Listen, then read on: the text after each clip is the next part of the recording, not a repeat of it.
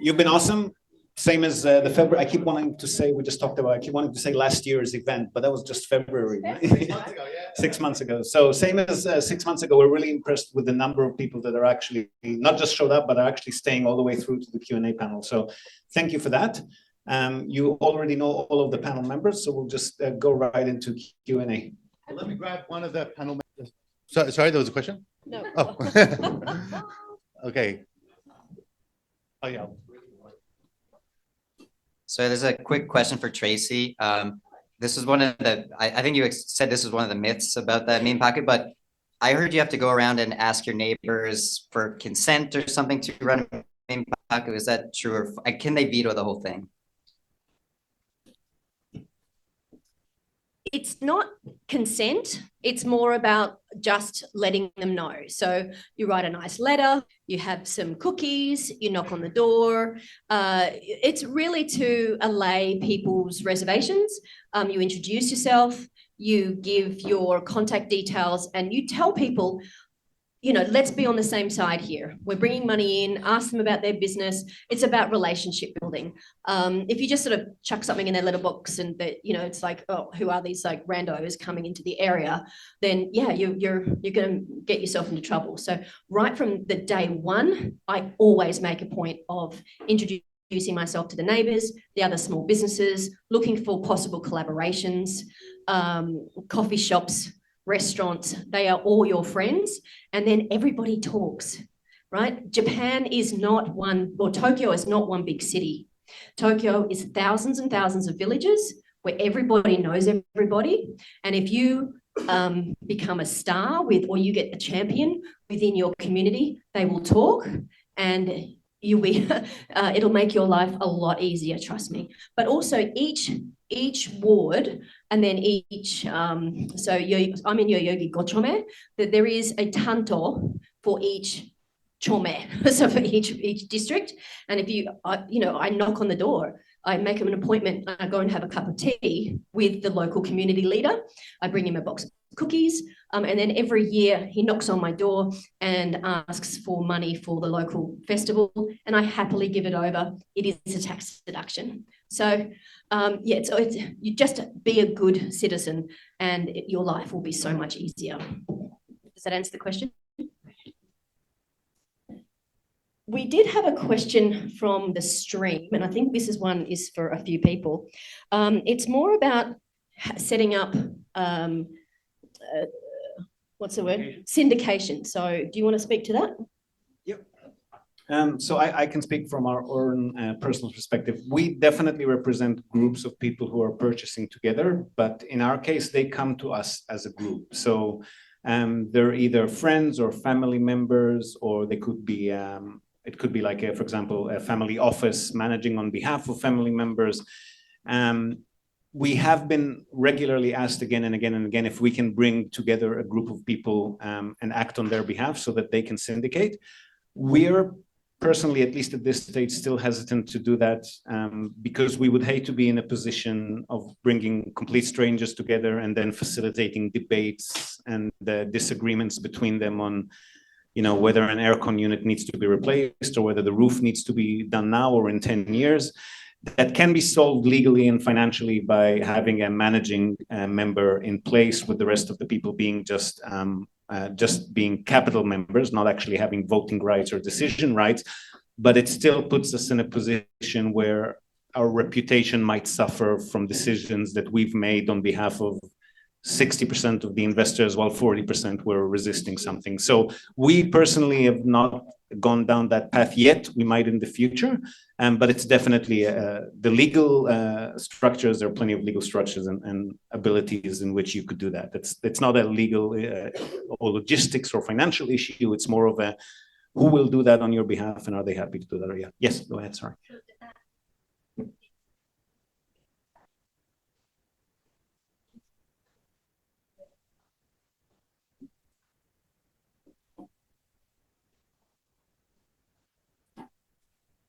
We're very happy to be a managing entity on behalf of a group if we don't have skin in the game and we're just being hired to manage on behalf of the group. Then, you know, the group as a single entity gives us decisions and we act based on that. We make recommendations, obviously, but I think the syndication with us being managing members and actually being a part of the shareholders in the structure on behalf of a bunch of other non-related strangers that are just banding together for this purpose. I know that it's done on a regular basis, but I mean, fund structures and such are built to do that. We're not feeling comfortable doing that ourselves.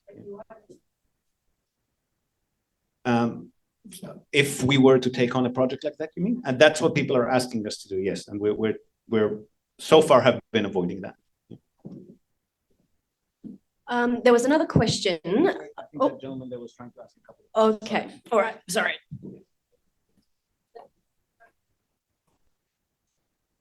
My question is about methods of searching for investment properties.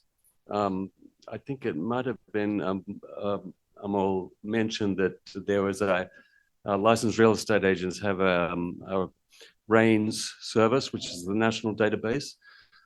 So you could get a relationship with an agent to do a search based on your criteria. Is there a way to search independently databases?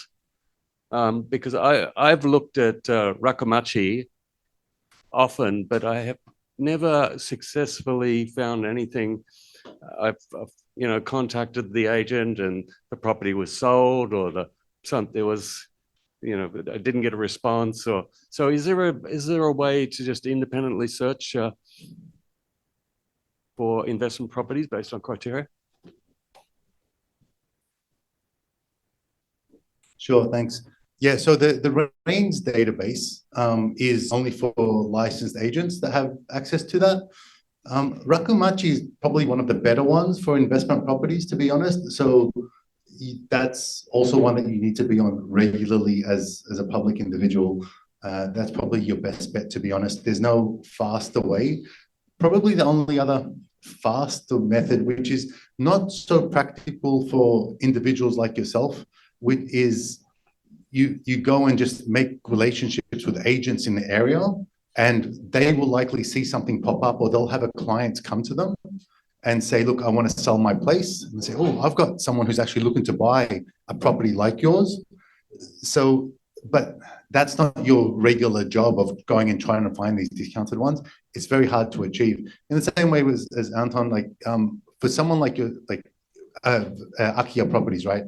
He does that. He goes, and that's what he spends his day doing, is he knows how to build that, and he's got the experience doing it. For someone like you or I, that's a bit too complex just for one deal that we're trying to do. It's not the business that we do regularly. Just a couple of words of that. So, first on the RAINS, the properties listed in RAINS are only properties that those agents are actually okay to share their commission with buyer side agents. So what you see on Rakomachi and Kenbia a lot of the time are going to also be properties that are not listed on RAINS because those agents just want to sell them directly to the public. That's one thing. The other thing is that those websites are in Japanese and for the Japanese public. So when you say, when I approach the agent, the property is sold, or sometimes it's going to be a case of just the gaijin factor coming in, right? So it often is worth it having a Japanese acquaintance or staff member or spouse, or even hiring somebody part-time who can actually speak Keigo and write polite emails, just for the purpose of giving them this initial Japanese to Japanese contact. That makes things a lot easier. And the best way, like Emil was saying, if you can get into a relationship with an agent who actually understands that you're a serious buyer, a serious investor, then they will definitely be forwarding listings to you directly before they even list them on RAINS or the other MLS websites, which is the best way to get the deals if you can. Next question, yes. So Yuka's asked a question about tax advice. She asked me if I could introduce her to a good accountant who could give her advice on various real estate deals. Now, to answer that, it's been my experience that the accountants that we work with are great if you tell them what to do. If you tell them to that this is your business plan and this is the model that you want to go with. If you want someone to give you advice on how to get various deductions, if you're missing out on any specialties, a regular tax accountant is not your person. And I'd like to hear Anton's feedback on this as well. But, you know, I suggested that you hire a strategist, book them for a consultancy, and say, look, this is my business plan. Is there a better way to do it? How should I structure this? And then once you have that, to then get the accountant to be pressing all the buttons and doing all the things for you. In terms of having a person that does both, I find that unless someone else has got a good advice, I haven't found one yet. So. Strategist, you said, is that a business strategist or a tax strategist? Tracy. A tax strategist. So finding someone who you could go to with a business plan and ask them to give you specialty advice. I think you've got a few people in mind, Ziv. Yeah, so there are accountants that do a much higher level macro kind of work and provide tax strategy and review business plans and tell you better ways to do things, but they're not cheap. So these people normally would cost you something like $6,000 to $7,000 a year, and they'll handle everything for you, and they'll be available to advise you along the way and to offer insights. But the types of accountants that we normally work with just to do our tax returns, the cheaper ones are definitely not that. Anton. So when it comes to tax attorneys, when someone passes away, and when it comes to succession and inheritance, the people who inherit Akias, they usually goes through their tax accountant. So I was approached by my accountant about an Akia in Shibuya 1 month ago. And that's another way to, like, if people know that you're interested, like, they will come and kind of give houses in front of you. So you just talk to people and, like, just be honest. What do you want? I'm looking for a house. I'm looking for an investment property. I'm looking for something. And people will help you because it's in everybody's interest. And that also goes with my business as well, finding guests for my properties. I'm very clear about what I do, who I serve. And, you know, if someone has popped up on Facebook and said, do you know somewhere to stay for, you know, for a family, yada, yada. I will often have a number of people tag me on Facebook, for example. So, you know, with your business, just be loud and proud about what you do and what you're looking for, and ask the question. So. What's that? Continue. There's heaps. There's heaps. I'll let you read it and then. For Ziv, what is the minimum investment opportunity amount for a first-time Tom? Feasibly, logistically, practically, you can start still in some cities around Japan. You can buy relatively good cash flow yielding rental properties for, let's say, 2-3 million yen. Or 20,000-30,000, oh no, it's even less, like 15,000-20,000 US. But these are not good profile properties. They're not good profile tenants. So you'll have a lot more fluctuations. You'll have destitute tenants passing away in the property very often. You'll occasionally, depending on the city, you might have some delayed payments, tenants absconding. I would say in a good location, good cash yielding property probably start at 5-6 million yen, and close to 10-12 is better if you can afford that. Okay. Making a purchase, you go to a real estate agent, the buyer real estate, the seller. But can you do a sale without using a real estate agent and then kind of talk to the price a little bit, for example, under the table, make payment to the person on the record, put down a very low amount? So, okay, so yeah, let me repeat it and make sure I understand it, because I'm a bit curious about your question, because it's who is it trying to appease? So the question was, can you not use an agent and then just make a purchase agreement directly and do a transaction with what you say on the contract price versus the actual cash you give them is agreed that it's different?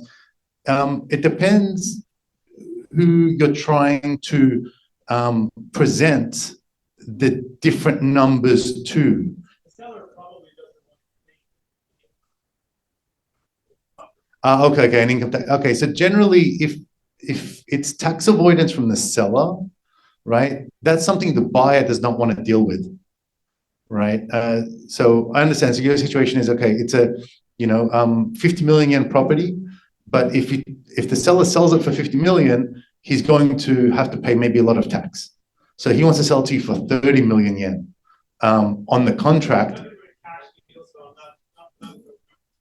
Sorry. Okay. Then, okay, if it's those lower numbers, then there's not a lot of tax implication in it anyway. And the risk goes on to you as the buyer because, if you do pay for that lower price, when you do go to sell it down the line, you're the one who's got the capital growth. So it just sort of doesn't happen because someone gets hit with the tax if it's a tax avoidance plan. And with those lower numbers, it's probably not worthwhile doing. And if you want to actually have a bank involved, the banks will only deal if a licensed agent has drawn up the contracts. Yeah, so yes, it could be done, but if it's only to avoid the tax burden, that's really just on the seller's benefit, not the buyer's. The buyer is at risk. So you can negotiate something and that's entirely up to you what you do with that. It's possible to do the title transaction and write whatever numbers you want because the government doesn't really care. The city hall doesn't really care.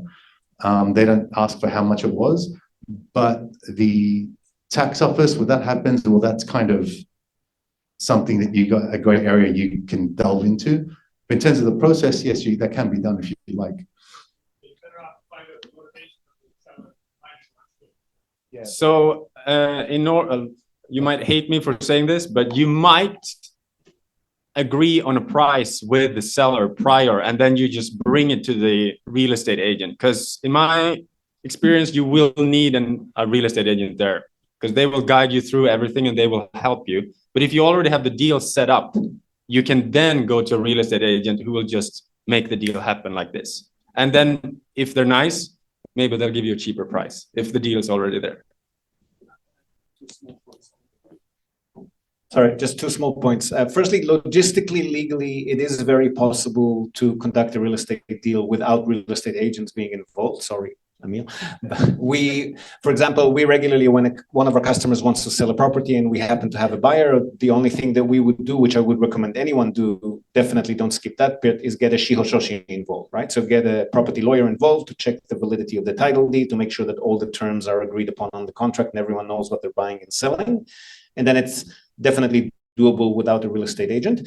The other thing is, when a property is being transferred between people that are acquainted with each other in one way or another, and especially if it's done, for example, if you own a property as an individual and then for one reason or another you want to transfer it under a company that you own or vice versa, the shihoshoshi will be doubly careful to avoid conflicts of interest, even if there is a real estate agent involved. And even when the accountant, for example, the sale contract it can't be like a 1 yen sale contract. It has to actually specify a reasonable price for the legal fees and the tax to be paid to the government to be fair and according to what the market price, or at least the officially evaluated price, which is a little bit lower always, has to be. So the way we do it in these cases is we bring on an accountant to provide an official evaluation of the property, and then the shihoshoshi prepares the contract based on that price. But that's, I think, very different to the case where you're describing, which is the opposite of that. You're trying to actually reduce the price to make it more attractive tax-wise or for other reasons. So I don't have an official answer to that. Sorry. Does that cover you? Are you sorted? Excellent. Excellent. There is a question from the stream here, and it's a rephrasing from an earlier question. I think it's, are Japanese citizens entitled to certain tax advantages when purchasing property, residential property? And do these apply to PR, people with PR or work permits, or even non-residents? Someone's saying the mic is out. Is the streaming mic out? Gonzalo, are you there? Is the streaming mic out? Okay.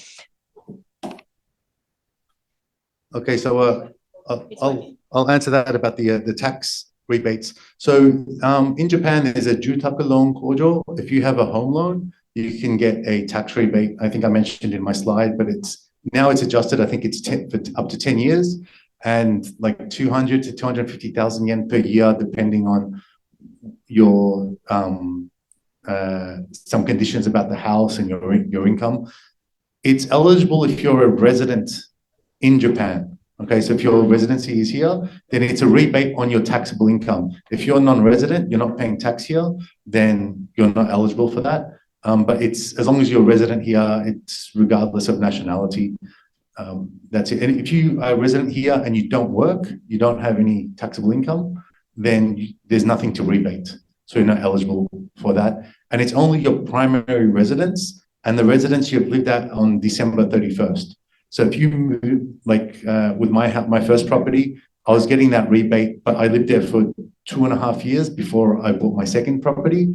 So I got that rebate for 2 or 3 years with the first one. And then when I moved to the next one, I started getting, because that was a new house, I think I got it for 13 years. And I'm still getting that rebate for the new house, but I don't get it for the previous one because that's no longer my primary residence.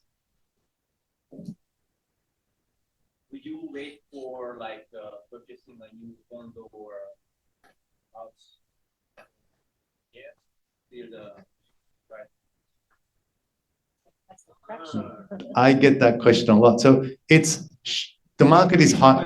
The market is quite high now. So the question was, should I wait for the current high market to drop before purchasing a property? Right? Yeah, you just wait for the dip. Okay. Yeah. I had this question when I started doing these seminars, foreigners guide to buying a house in Japan, which I think was in 2014. I started doing it. The Olympics and Abenomics really started around 2013. That's when Tokyo was announced as the host of the 2020 Olympics. And I remember in 2014, I had the same question. Now, because of the Olympics, should I wait to buy in the post-Olympic dip? And even after coronavirus and basically the Olympics that were not, the market has constantly been up and up and up. At any stage in that time, it would have been the highest point of the market, and it still is. Yeah. So at any time I could have answered, oh, it's the highest it's ever been right now. You can wait if you want, or you can buy now and you'd be better off. Who knows? But historically, that hasn't been the case. Rather, what I tell people is, if you need a place for yourself, I feel that the very low interest rate means that instead of paying rent, 100% of your rent is lost money. Okay, you don't get that at all. But if you have a home loan, if you're paying 200,000 yen a month, about 15% of that, so like about 30,000 yen is interest. The 170,000 yen a month is paying off the loan. So that's almost 2 million yen per year. If you can wait 5 years, that's 10 million yen that you've paid off your loan. Has the market gone down 10 million yen? Is that how much it's going to drop? I don't think so, because the interest is so good. That's where the value is in Japanese real estate, especially owning your own home, which is why I advocate for that so much. The interest rate is so low, it's such a good deal, so much better than rent. So I think it's a safe option. So don't wait, get into it sooner rather than later is what I feel.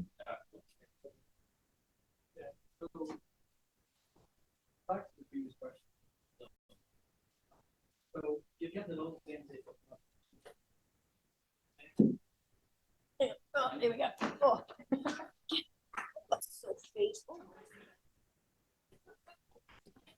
So it's a bit expanding on the previous question regarding the loan Genzei.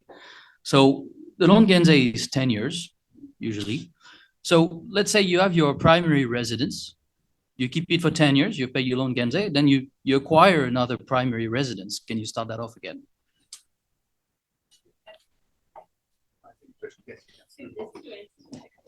Okay. Yeah, it sort of depends, but so the loan Genzei is the tax rebate you get for having a home loan. And yes, if you get a new loan, like just say you've been in your house for 10 or 15 years, you've had the full 10 years of it. If you buy a new property, is the new property eligible for that tax rebate? Yes, it is. It is eligible. What you cannot overlap is there's also another tax waiver, which is if you sell your primary residence and make over like up to 30 million yen, 3000,000 yen of capital gain in that, generally capital gains is taxable. But if it's your primary residence, the first 30 million yen of capital gain will be waived as being non-taxable. If you decide to take that tax waiver, then you need to wait 3 years until your next property that if you want to use the loan discount. But let's say you buy a new property, you can wait three years, but then your property is not eligible for that tax rebate because you've already lived there. It's a new property after 3 years is what's eligible. What I tell people with the tax one that's a bit more useful rather with the tax rebate is you can split it between husband and wife if you're both employed. So, the tax rebate is basically capped out after about a 40 million yen of home loan. So if you buy an 80 million yen property, whether it's 40 million or 80 million, your rebate is still going to be about 200,000 yen a year. But if you split that with your spouse, 50-50, and you're both employed, then the bank says, okay, you have split 50-50 ownership, or the tax office rather. The husband has an equivalent of 40 million yen of loan, and the wife has an equivalent of 40 million yen of loan. So now you both can do the tax rebate, right? If only one person earns income, then it's not really relevant because the non-income earner doesn't get any rebate because they're not paying tax.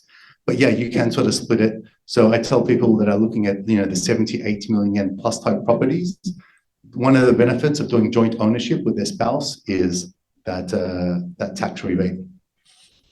We got time for one more question. I think now we have to stream, but we can still stick around for a little bit while we're cleaning up. So if you help us cleaning up, you're very welcome to keep asking us questions as we go. So a question about home loans. The question is buying a used home and then folding the cost of the renovations into the loan. How common is that? And then what's like the actual sequencing of getting the Mitsumori, the invoice or whatever, and getting those costs financed? Thank you. Yeah, that's a very common question and a very easy one. So we do that as a lot in our office. So our office, we have a renovation team. We have almost 1,000 properties under property management for rentals. And so we have about 10 move-outs every week, which require re-wallpapering and stuff like that. So we started to get our own in-house sort of renovation team rather. So now we do full-blown renovations as well. And for clients that buy a house. So if you buy a used house, let's say 80 million yen, just work with some numbers, and then you want to do a renovation of about 10 million yen, kitchen, bathroom, toilet, wallpaper, etc. Our office can prepare a quotation. So it's 80 million for the property plus a 10 million yen renovation quote. And when we apply for the bank, we put them both together. And even in the application, it says, how much is the house? 80 million. How much is the renovation? 10 million. How much are closing costs? 4 million. And so we want to get 94 million yen of home loan to cover everything and nothing out of pocket. And that whole thing is done together basically as one home loan at the end of it. And your interest rate is still like that 0.29 or 0.45, whatever it may be. It's all at that deal. If you own the house and then you just want to renovate it yourself after a few years, renovation loans like that, you can also apply. There are lots of banks that will support that. But I think interest rates are maybe 2 to 2.7%. Okay, as you said, yeah, but yeah, 2 to 3%. And perhaps even Anton might know a bit better. I don't know anything about that. Okay. Sorry about it. Cash man. All right. Yeah, so I hope that answers part of your question. Yeah, I think we're done. Thank you. Thank you very much for your time as well. Thank you so much.